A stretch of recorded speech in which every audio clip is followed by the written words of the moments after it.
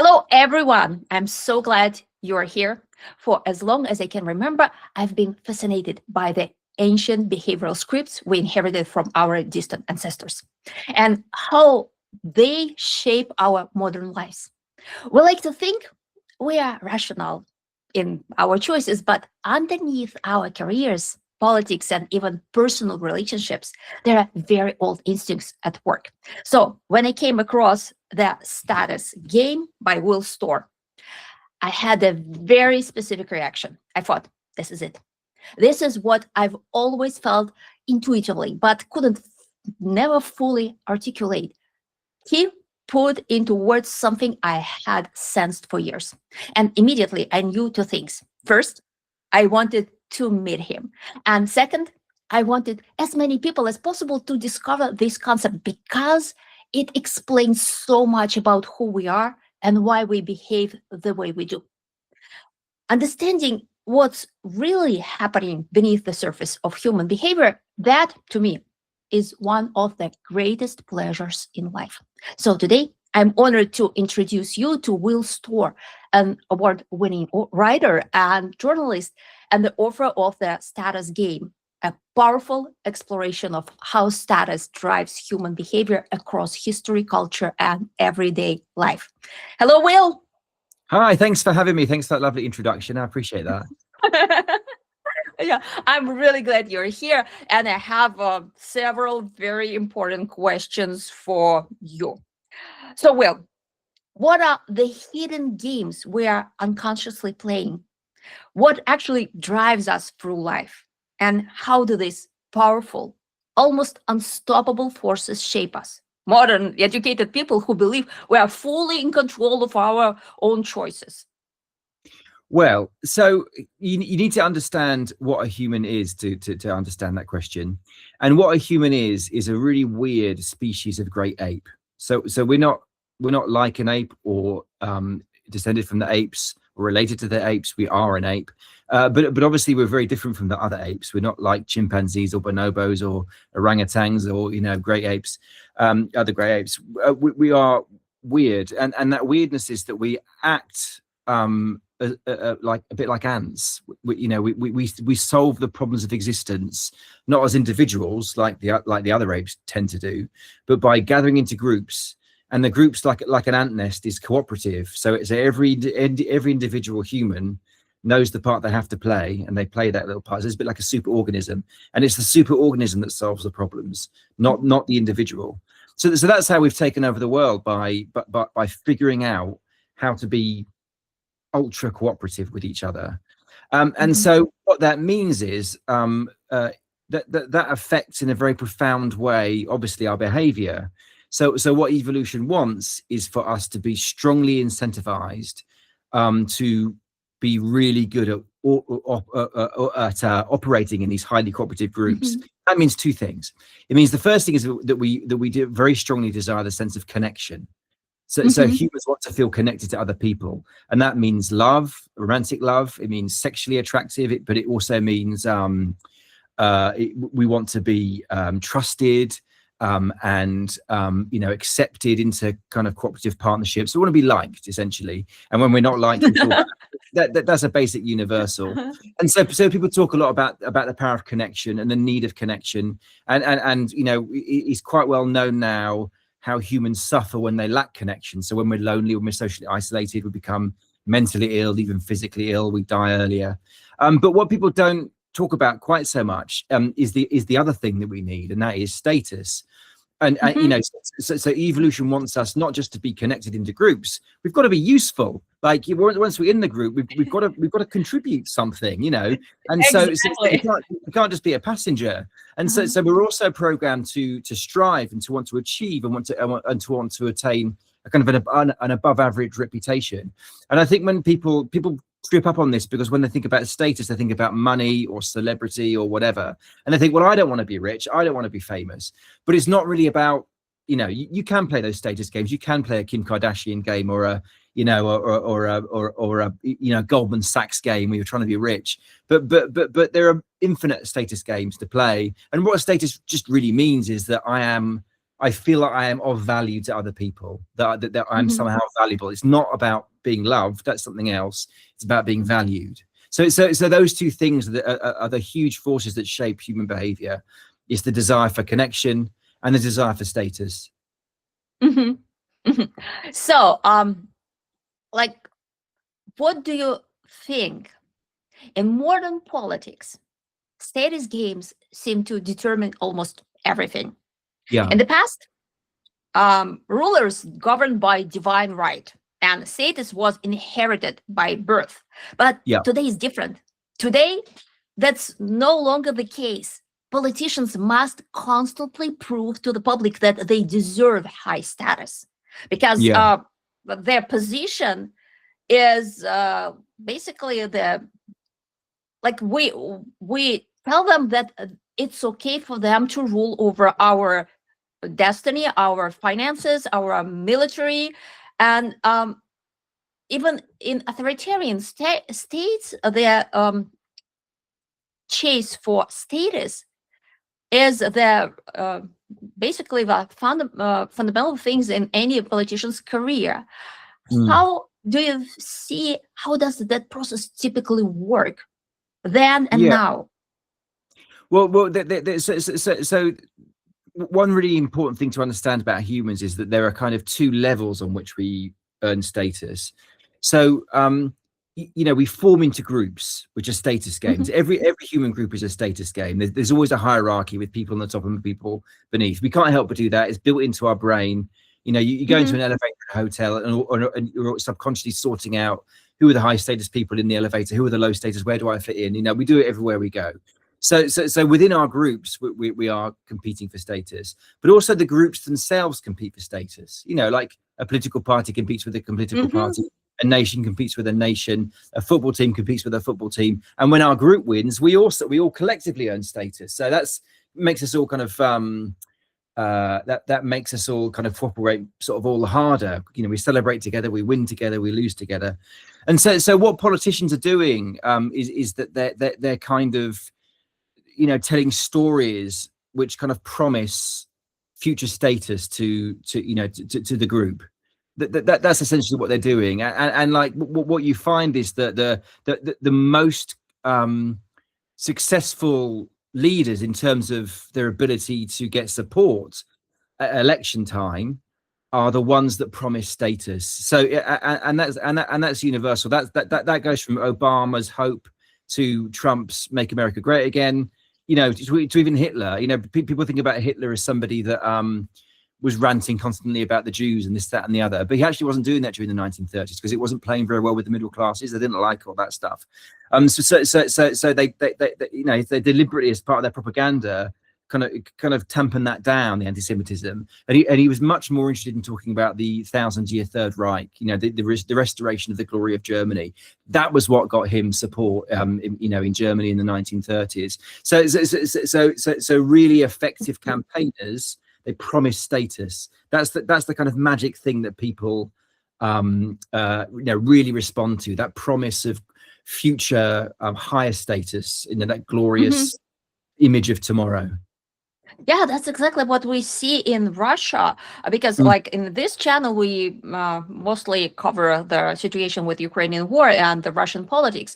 And what I notice is that people who will never be the beneficiaries of the Putin's regime still support him and support the war, even though it will bring them nothing but hardship and misery. But still, they want something, and I believe that that something is status. yeah, They feel that we get the country back, that we still matter, that people abroad are afraid of us, respect us, something like that. So we see this ancient, basically behavioral code at play. And what do you think? How can we reverse it or at least adjust it? Because it destroys us. It leads to yeah, such a huge waste of energy, human resources, of everything. What do you yeah. think? All this really speaks to, really shows how important that collective status is to people. I mean, and so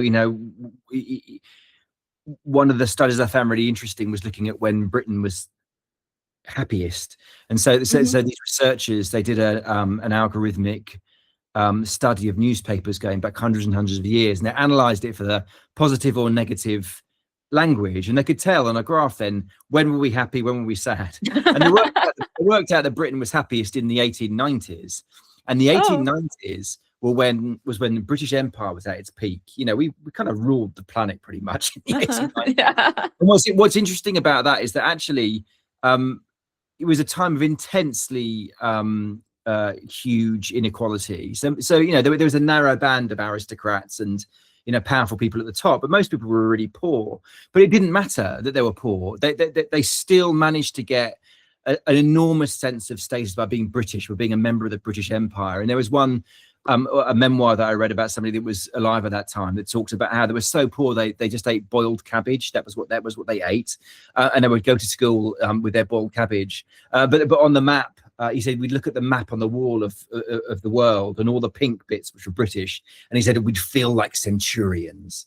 You know, and I think that's probably what's going on in Russia today. You know that like people will put up with an awful lot of deprivation as long as they feel part of this collective, and they're told a story that they believe about this more glorious kind of future tomorrow. And of course, that story is really given an accelerant when it involves a story of our enemies. You know, like our enemies are out to destroy our status. They want to attack our status, but we're going to bring it to them. So that's the story that the Russia tells of the West. You know, from the Western perspective, before Ukraine, you know, like you can do whatever. You know, we weren't against Russia. We weren't about to attack Russia, invade Russia. NATO was never going to be a problem for Russia unless Russia did something insane like invade Ukraine. But that was not the story that they're told in Russia, is my understanding, is that NATO is this great threat to us and we're just defending ourselves, all this stuff. Exactly. It's not true, but of course it makes a very effective story for people within Russia. You know, NATO, the West, is a threat to their status, so of course we have to fight them. Yeah, you know what? Yesterday, I browsed Vkontakte is a huge social media platform for Russian most of them are Russian speakers, and since there's about like 200 million people who speaks Russian as their native language, it's like a huge chunk of social media. But it's like the bubble in itself. And I noticed something very peculiar. A woman of like 50, I think about 50, writes really bad poetry about like completely it's silly that it's endearing. And she lives in a Kurgan city. It's like in the middle of nowhere with a lot of military plants, and as a result a lot of male alcoholism and a lot of problems with drugs and with a lot of social problems. So this lady, what she posts the portraits of Putin, but not his real photographs, but like staged and treated, very carefully curated, and a lot of AI generated images of Russian soldiers who never look like that. And I understand that she's in love with the image. She doesn't have anybody. Basically, it's very close even to erotic fantasies about being part of this glorious nation, being a woman in this tribe of warriors who have AI-generated faces from American actors and Russian chevrons on their sleeves. It's unbelievable. But I trace the groups, the contact groups of people who are fans of war, and it's a whole movement. I believe that it's something like that happened in Germany because a lot of men were basically wasted during World War I, and a lot of widows and young women who had no chances to get married at all. And in this society, they are nobody if they are not married. So this is their personal status game. They are chasing their own position in the society to actually obtain the status by being in love with the leader and being in love with these soldiers from postcards. It's a sorry sight, but what can she do? I just put myself in her shoes, and it's horrific. It's just mind blowing how pathetic and sad it is. But that's how millions of educated women. She's not like country bumpkin. No, no, she's kind of official, a rural official or something like that, and she's in love.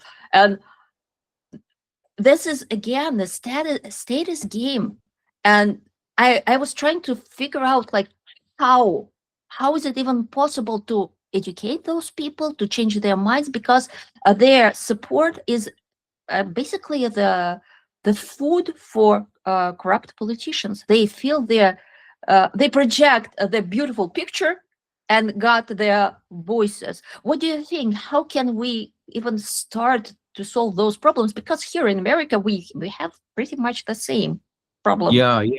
I mean, I think what you find is that people's leaders' popularities does wax and wane depending on the perception of whether they are providing the status or not. So you found that with Hitler. Hitler's support wasn't always huge in Germany. It went up and down depending on how well his fight against the restrictions of the Versailles Treaty were going. People didn't really want to be going to war, and he was having to lie about his intention of going to war, and say his popularity rise and fall, whether or not people believed that he was going to take Germany into a second war. And so to that extent, I think it's probably right that one of the things the West is doing is trying to attack Russia economically, because the more that you can chip away and dissolve people's quality of life, the more that undermines Putin's story that I'm taking Russia to a better better place. So I think that's useful. I think they should go harder with that. But it's also about when they're trying to to the extent of which we can communicate with people in Russia. It's about trying to tell our own story of how Russia is actually, because this is the truth. The status of Russia has absolutely got into free fall in the international stage since Ukraine. I mean, it wasn't great anyway with that whole gangster state thing, Putin. But still, they were acceptable on the world stage. But I think that probably people in Russia are naive to the extent to which he has brought shame and disgrace onto the reputation of Russia as to what's happening. So I think it's trying to kind of somehow communicate that to people. But it's really all about ways of undermining any claim that he has of this being a path towards a better Russia. It has to be a story that actually things are going to get worse and worse for Russia the longer this goes on. You know what? I have an idea. Like, probably the worst part for Russia right now is feeling isolated and hated. They know the world is hating them and don't respect them, don't feel that they're doing something good to the world. And but I remember 1985. I was a little girl at that time, but at that time, Moscow hosted the huge festival of youth. And the feeling that people from all around the world came to Moscow to celebrate, to have those like huge event. It was huge events, and it felt so inspiring that at that point people thought that we are part of the world. People are seeing us. We are not nobodies. We shouldn't be somewhere in the far corner of their civilization. And that exactly repeated itself during the soccer World Cup. I hope I pronounced it the correct way in 2020, I guess. Again, I'm not a sports fan, so I can. But I read about that people in Russia were so inspired that the fans from all around the world came to them, see that they are not savages. They have like pretty cities. And this is the huge dilemma. I have no idea how to solve it because look, that Putin if Russia is successful, then all the success attributed to him, and Yeah. it helps him to grow. But if it's not successful, then the people feel cornered, and they feel that they are nobody, so they lose this status, and it make them miserable, as you Yeah. mentioned before. And there's no way to connect to them, because if they see that uh, somewhere in the West, they are alphas, they are omegas, they are nobody. And it feels Yeah. really, really bad. And there's no way to find the way how to fix it, because in our all interest, best interest is to make people all around the world valued and seen and respected. And only then they can connect with us and basically allow us not to spend so much money on the military.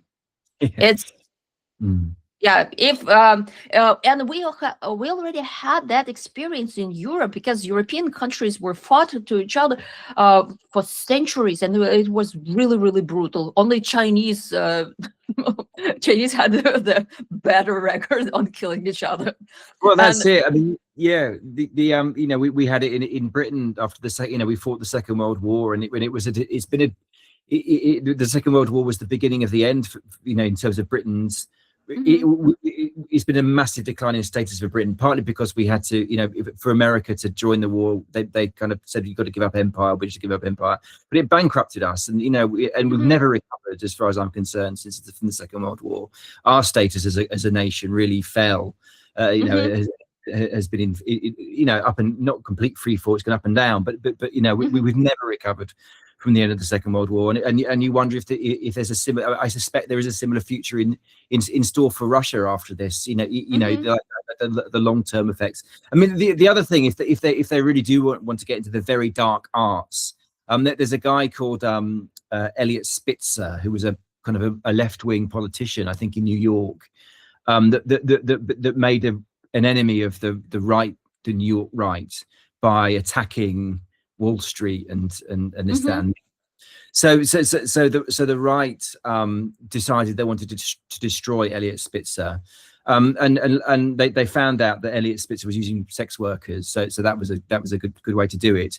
But what really destroyed him was they leaked a story to the press that when he had sex with sex workers, he always had sex with his socks on. You know, and the thing is, it was completely made up. It wasn't true that he had sex with his socks. Okay. But it was absolute genius, because this became the headlines all over America, and it completely destroyed his reputation. Nobody could think about Elliot Spitzer without imagining somebody having sex with their socks on. And so that's really the dark arts. You know, we had yeah. So if you really want to destroy someone's reputation, like if there are, I don't know, people out there looking to, you know, really create some negative propaganda about Putin, you need to be thinking about stories like that really, because he's very good at presenting as this absolute alpha male. He's, you know, topless on horseback, all this stuff. He's this tough guy. So any story that you can find, as true as possible, but not necessarily true, that can undermine his sense of absolute indomitable masculinity, you know, that's gold. You know, to get that stuff out there, that really chips away at people's, you know, because to support the war, they have to believe in Putin. You know, it's his war. You know, so if you destroy Putin's status in the mind of the people somehow, you really do start causing significant problems for him. You mentioned that the British somehow had their highs in their own self-perception. Actually, how do British cope with losing empire? How do they find their new self? Well, I mean, I sometimes get asked this by Americans, and I think they don't understand that, like, in my lifetime, we never had an empire. So most people in Britain today, empire is ancient history. We don't get taught about it in school. It's kind of this abstract thing in the past. So I think there's a perception abroad that Britons are all like wailing and gnashing about the loss of empire. But I mean, our parents' generation probably were, but not you. Anybody born after the 60s aren't, because it was kind of what happened. And I think a lot of the British, certainly when I was growing up, a lot of British kind of cultural status, collective status came from culture. The Culture. Beatles, Led Zeppelin, The Who, Monty Python, all the great culture that we were creating. So when I was a teenager and in my 20s, and music, of course, the music and all that stuff. So, and comedy, so I think all that's, they call it soft power, that cultural status was still, but even that sort of feels a bit in decline. America seems to be taking over the world. Still in America, British culture is the epitome of sophistication. I can tell that everything British is cooler. Maybe besides food. Our TV used to be really good, and it's just not anymore. And so Netflix has taken over. But I think Britain is in a bit of a bad way at the moment, because we do all feel our status is in massive decline.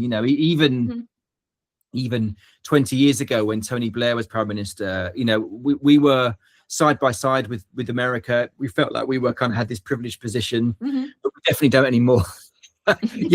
So our economy is in decline. So there's a lot of depression in this country at the moment, and a lot of anger, and you're seeing it across Europe as well. I mean, and that's tipping people more towards kind of the right-wing populist politicians that are promising to do something about this. And so so much of it is rooted in the sense of collective status. It's like so even people of my generation and younger, we still feel this decline. It's not about empire anymore, but it is about cultural decline. And Brexit, I mean, how can you forget Brexit? Brexit was a massive act of self-harm, in my view. It's, we used to be a very important player in this very important block, and now we're not. We're just this island on our own. It was a really dumb thing to do in terms of power. So all this is playing into this national sense of kind of ennui at the moment, which is kind of depressing. But I don't think I think it's across Europe. France and Germany are feel like they're not in great shape at the moment. So there's other big powers. So there's a lot of it in the West. There's a lot of it in Europe. This sense of decline, unfortunately. The sense that we can't look after ourselves. Trump's putting pressure on Europe to say, look, if you want to defend yourself against the Russian threat, you need to be self. You do that yourselves. And he's right. It's embarrassing that we've basically been looked after by Daddy America for decades and decades and decades, and we've allowed our spending on defense to drop and drop and drop and drop because we're relying on Daddy. And so I think people. There's anger about that, but also there's an admission generally that he's right. We do need to. It's kind of pathetic that we can't defend ourselves, and we do need to step up and start taking defense more seriously, as countries like Poland are doing. Well, that's fascinating. I also wanted to ask you about the audiences for the status game, because politicians, they perform not only in front of their potential voters, but also in front of other important people who fund them, who support them, and to their peers in their parties. And they should deliver totally different messages to those audiences. It's like we have a huge tribe, and we have a closed group of top hunters who are sitting there in their own tent and not allowed teenagers and women and anybody else to enter their little circle around the fire. And so how do you see this work in the modern world? How politicians communicate with each other, and how they project status to each other? Yeah, I think that's a really interesting point, and I think that does become a problem. So you've got to understand the status instinct from the individual perspective, to the extent that the politicians making these decisions are individuals playing their own individual status games. And so if you're a politician, you're very invested, of course, in getting votes. So winning, being respected by the people in general. But actually, you're spending most of your time with other people who are a bit like you, other politicians. And the thing about status games is that most of our status games are local, in the sense that we compete for status with people who are like us, people who are on a similar level. We don't really care about competing with that person up there or that person down there. We don't see them. It's kind of face to face.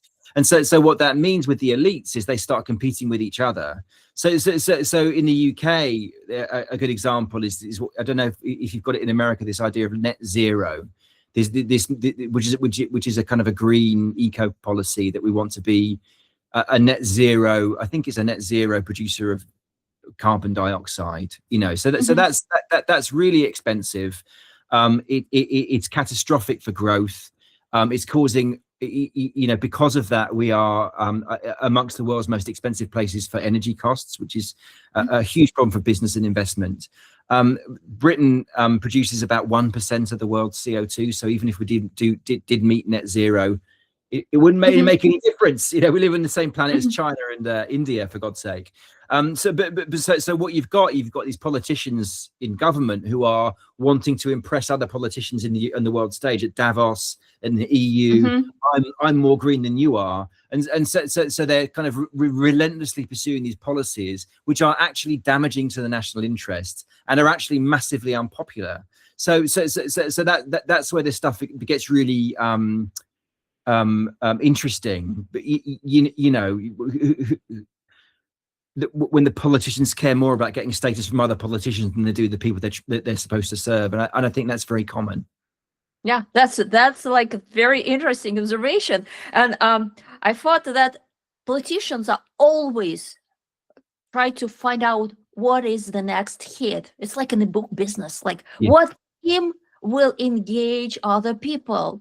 They don't care much about like this policy or that policy. They want this status and they want to like ride the wave.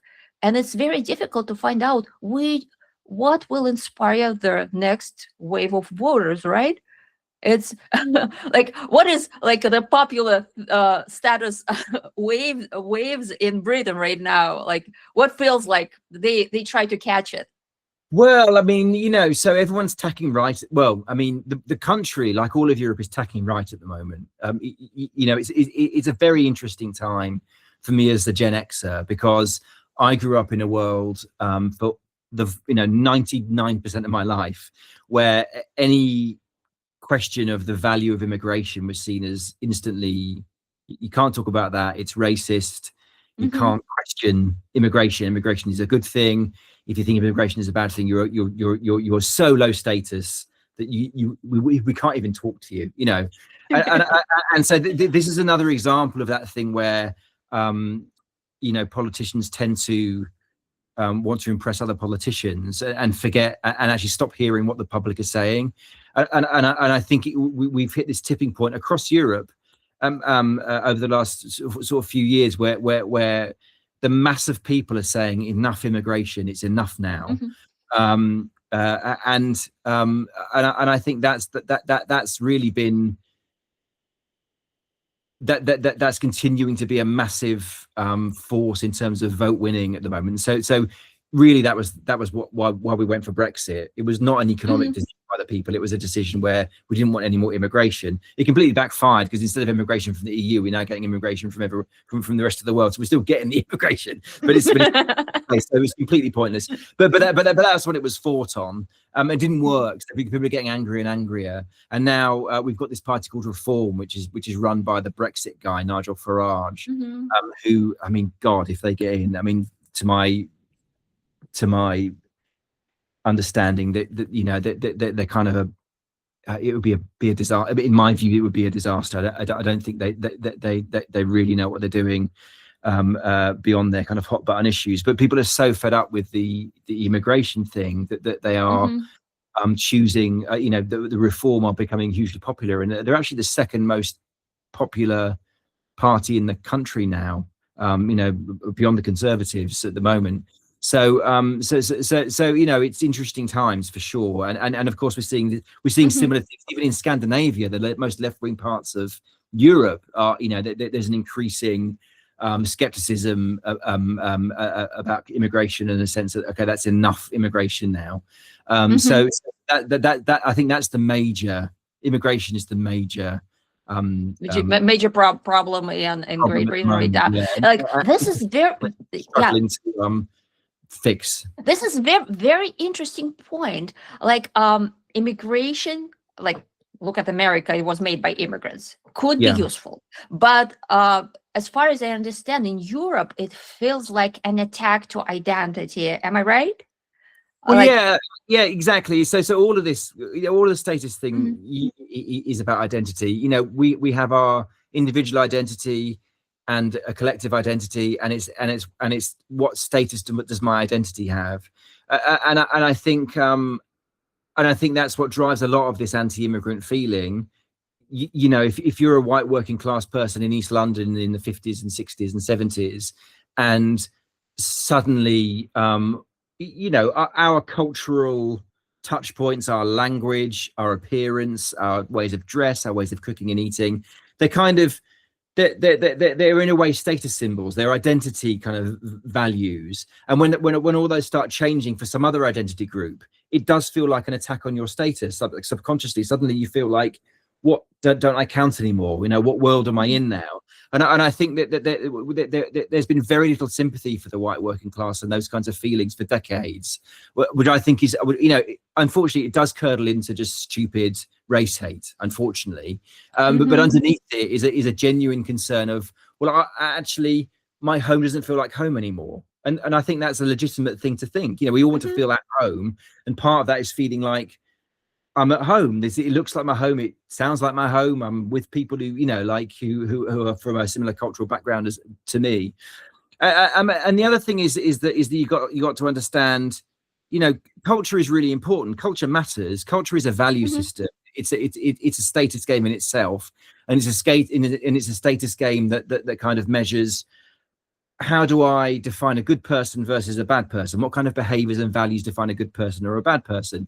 And in the West, we are individualists, and out of individualism becomes the idea of human rights. You know, so the individual is important. It's more important than the group. So we sacralize the individual, and out of that comes the idea of human rights. You know, so humans have rights. They can't be treated in this terrible way by authoritarians, dictators, witch finders. You know, people like that. And so those are sacred values to us in the West. And you know, as uncomfortable as it is true that the more people you have over to our country with a different value system, the more those values start to feel under threat.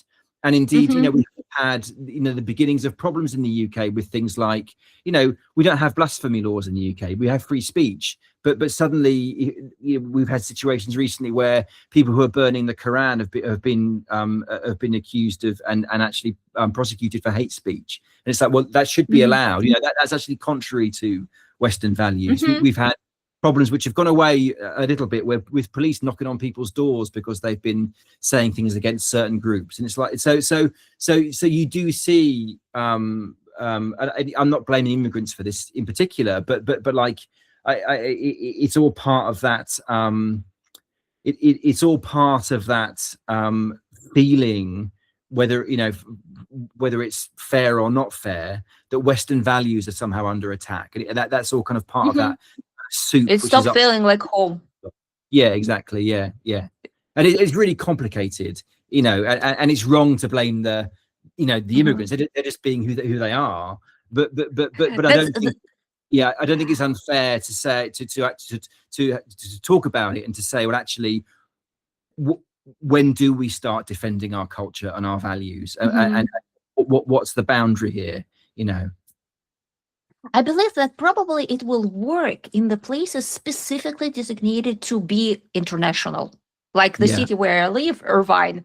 Like there's no majority at all. Like everybody is from different country, and that's okay because home is this international village. We're like an Olympic village here, but this is the small part of the Orange County, and it was built like that initially. So kids who grew up in this environment, they felt that being surrounded by people from all over the world is the norm. But if you grew up in the British village, for example, or somewhere in the stable corner that had the same people families for generations, I can imagine that it can feel like very, very like, uncomfortable. Yeah. Since I was born in Nizhny Novgorod is a huge industrial city in Russia. It's like about 400 kilometers to the east from Moscow, and we had no foreigners at all. I grew up, and the first time when I saw a foreigner was when I probably was 17 or 18, and the whole tram was like just staring at them. They were any American missionary who came to our city was a celebrity instantly. Journalists came to those Americans to interview them because they were like aliens from space. And I now I talk to my relatives and ask them like, what's going on there? And they said that they felt threatened because so many immigrants from Central Asia moved in and substituted the blue collar workers. And they felt like this is not home anymore. This is different. This is different because they don't believe in the same system of values. They look different. They speak different languages. Their kids come to schools and they don't speak Russian, and teachers have to pay attention to them more than to everybody else, and they have only 24 hours in their day, and so like that's complicated. And probably it is about that balance. It's like, it's like we don't want immigrants to feel uncomfortable or excluded, but also we don't want the kind of indigenous population to feel alienated and excluded. So it's really complicated, and unfortunately, because of the way that humans are wired, we're wired to be xenophobic. So these kind of rational, fair arguments very easily tip into racism and very easily tip into like really unpleasant ideas and thoughts and stories, and that's the danger. It's very simple to tip a human from a reasonable defense of their culture and their values into something much darker. It's a flaw in our cognition, unfortunately. Yeah, and it's a very interesting point that for the immigrants who actually made it to the West, to Great Britain or the United States, it's a success story, even though they are like door dashing or like working like furniture movers. For them, it's like, I made it. I have a friend who immigrated from Russia when the war started. They crossed the border on parole, and what he does is moving furniture because he doesn't speak English. But he bought himself a Tesla on credit, of course, and posted it everywhere on social media. And all his relatives and friends back in Russia thought like, wow, you're so cool. You're so awesome. You made it. You nailed it. So that's another layer of status games. Most of the people never know about them existing because, again, language barrier is huge. That's the part of my personal immigrant experience, that until you start speaking fluently, you can't communicate, and the whole society see you as nobody. No language, no status. Sorry, that it works like that. And so we have, I believe that you found something very, very important, which is just like the core of the modern problems in all aspects of society, like politics, family, career. And I really believe that anybody who is interested in understanding the world should read this. And Thank you. Besides it's full of great ideas. It's just plain interesting. It's full of interesting stories, human stories from all ages, from all countries, not all countries, but many countries. And I really, really appreciate that. It's just a good job. Thank you, Will.